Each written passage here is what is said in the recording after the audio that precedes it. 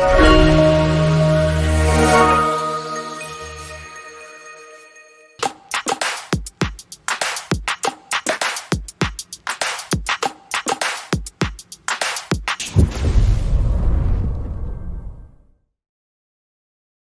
guys. Welcome back to the Cycles podcast with me, your girl, Adiambo, Kisumu City. I'm Maeve Cheryl, and welcome back to the 8th episode of the Cycles podcast. My God, we've come from far. And I wonder how your week has been. My week has been tricky. It has been full of emotions, and just trying to navigate all of them has been funny.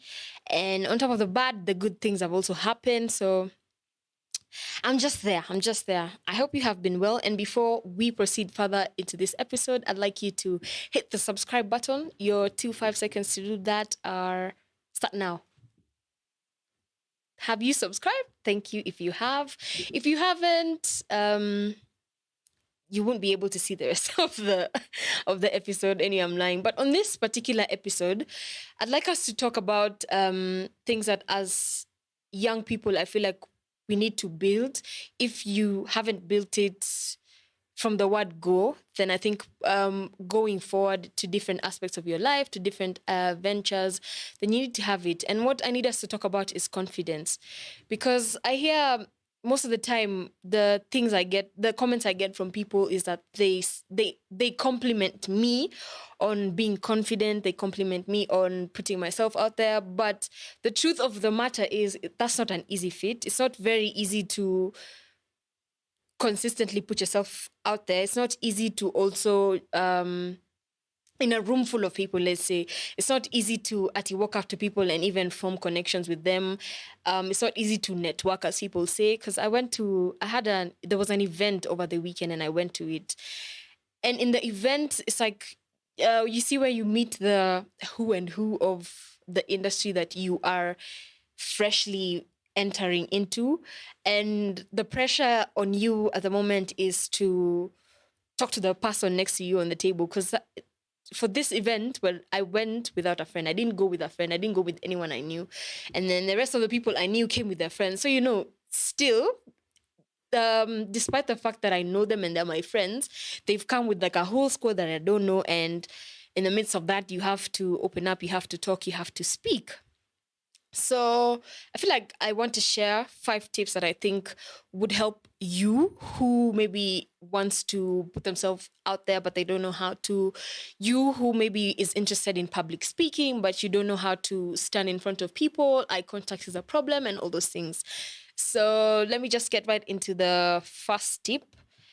And the first thing I think in building confidence is for you to accept who you are. I feel like the moment you accept yourself in all of your glory and in all of the things that maybe you don't think are very glamorous, then you are on the right track to being confident. Because when you accept yourself, then it means comments from outsiders will not really have an effect on you. When you accept who you are, then people cannot weaponize some of your weaknesses against you. So you find that maybe, let me take this in the context of maybe like us as females, where we have insecurities coming from maybe different different angles. So one, let's use our bodies.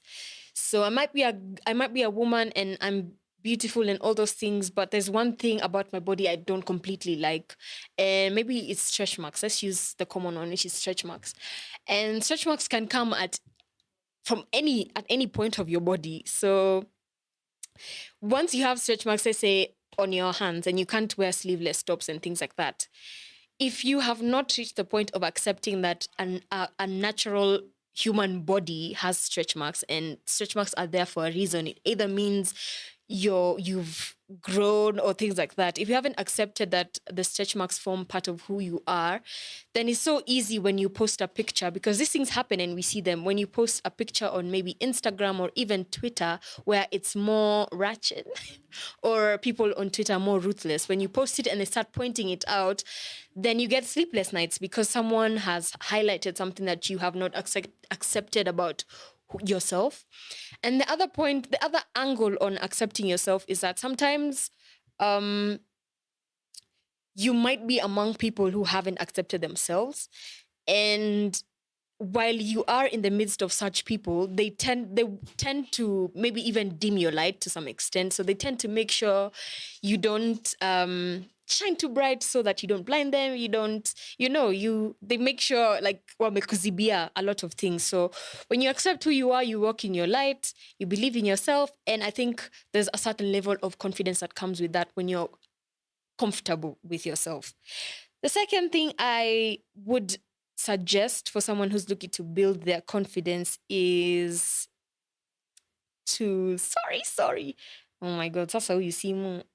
Is to do the things that make you feel you're at the best. So what do I mean?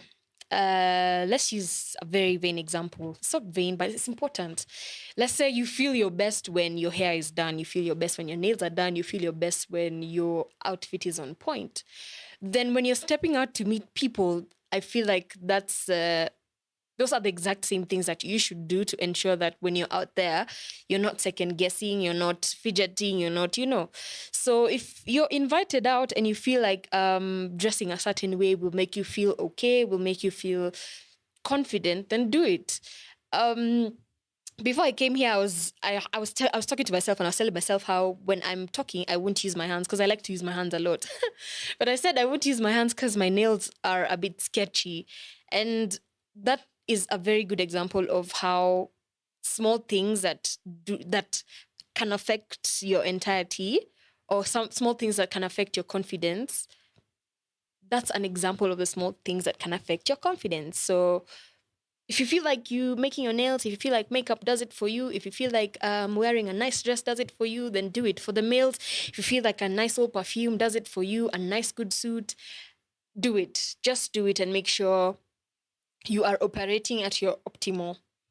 Then the other thing I would suggest for someone who's looking to build their confidence is to read and research, especially for things that you're interested in. If you're interested in a particular field, let's say now, for instance, someone who's watching and someone who might be inspired might want to start podcasting at some point of their life, then the best thing for you would be to maybe look up podcasting, maybe look up some tips on podcasting, look at stories of one of like I remember when I was starting out, I had to research, and this is advice I got from a friend, from a very special friend of mine. And what he told me was to research and read about anything that interests you. And I think those are the same words I've reiterated here. So what I did was to read a lot about things like branding. I had to listen to TED Talks. I had to research on Joe Rogan, because I think he's one of the biggest podcasters in the world, if I'm not wrong. So I had to read about him. I had to read about how he got there and all those things. So there's a certain confidence that comes when you know your stuff. So when you know your stuff, it's easy for you to engage with people. It's easy for you to speak about a subject. Eh, Nika, wow. Is it because I'm wearing this color? If you know, you know. What is it again? Subject. So if you're knowledgeable about a particular subject, then you can sit amongst people and you can confidently put your points across, and you can confidently have discussions where even if someone is maybe disagreeing with you, you can tell them, by the way, or if someone is presenting a wrong point, you can correct them, and then you can support your argument with facts. I feel like once you know something, even just in the examination room, ukikumbuka vile ulikuwa unafanya exams, kama umesoma, the confidence you approach the paper with is completely out of this world. But kama hujasoma, the matabia you go do in the examination room are also out of this world. So just make sure you expose yourself to as much information as possible, because as I say, information is power. Ama hiyo mjesikia. Then the other thing would be to watch the company you keep. So in as much as you're doing this other inner work on your own, you have to be conscious about the people you surround yourself with. These things they tell us about the 5 people, you're the average of the 5 people you spend your time with. I don't want to be a mayo. What's happening to me today? But I don't want to be a motivational speaker. But these things are true. In the outside world, we come to see them and we see how they come into play. So let's a scenario of someone who is surrounding themselves with people who one barely acknowledge their, let me say, people who barely give you your flowers, because we must admit that in our friend groups, we're not all the same. In your friend group, you could have someone who's extremely talented in maybe graphics. You have someone who's extremely talented in public speaking. You have someone who's extremely good at making reels, photography, videography, whatever it is. So if you're such a person and you're surrounding yourself with people who do not even feed into your growth, by some of the simplest things that could build someone's confidence are things like words of reassurance. Where if I'm your friend and you see I'm doing good, I think the best thing would be for you to point it out. Like, this is what they say, give people their flowers when they're alive. Yeah, the best thing you could do is point it out and tell me, by the way, Maeve, I really like how you do this. It inspires me. Or if it doesn't, it's fine. But if it's good, just be a good friend enough to tell your friend. Well, because a lot of the times, 99% out of the time, there are points where they need to hear it. And when they hear it, it goes a long, long, long way. And I think this is something that has happened to me this week. I was reflecting on a time when I was starting out in this industry, like even in the music and whatever. So this time I was in second year in school. And so what I did was I reached out to an artist. I reached out, I'll say her name because I love her and she will see this, and it's Fee. I reached out to Fee and I asked her, hi, I'm interested in music. I'm also interested in all these things that I love, but I'm in school. And what should I do?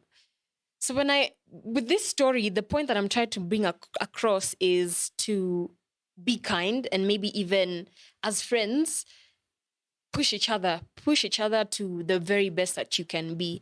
So I asked her that, and she told me that I have to strike a balance between the two of them. And I listened because, one, she was, I wouldn't say a peer in the sense of we are age mates and what, but a peer in the sense that she was in an industry that I was looking to get into, and she was thriving in that moment. So the fact that she told me to stick to school and balance it out, because at the end of the day, both are going to serve me and all those things, it helped because I did push through, because I was like, if she did it, I can do it. So if your friends, if the people you're surrounding yourself with are sparking your fire, if they're fueling your fire, then you are bound to be confident. And I see this a lot when we go out. So, and I don't know, again, when we're having these conversations, it's usually, I've had instances where people talk about CG classes, which is true. So there's a class of people, not a class, but like, yeah, a class in this sense, but not class at the way you know it at the high society, low, no, but like a group of people. So there are groups of people I see, especially on social media, where if one of their friends is a musician, they show up for all of their shows. They do not miss any of their shows.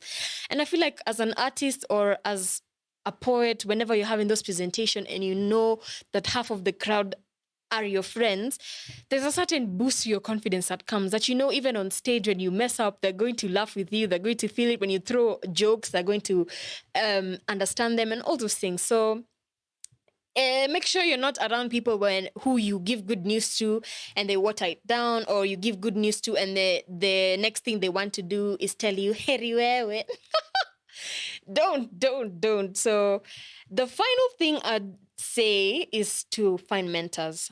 Again, this is not an easy feat, because sometimes people really refrain, or people hold back from being considered role models, because there's a lot of pressure that is attached to that. But I feel like a lot of the people I've seen thrive in the industry, or people I've seen thrive in their respective industries, have had someone who has held their hand at some point. So what does a mentor mean? A mentor means exactly what I've said, which is someone who you look through and find out who is thriving in the industry that you're looking to get into. And then once you do that, you can maybe try to establish contacts. Maybe reach out through a DM, you can reach out through a tweet, you can reach out through email, and you just hope for the best, hope that they respond and things like that. And then also when you're out again, you can meet a mentor when you're out, when you are confident enough to hold conversations with people and all those things. So all the things we've discussed prior build up to maybe you now approaching someone who you think could be instrumental to your growth.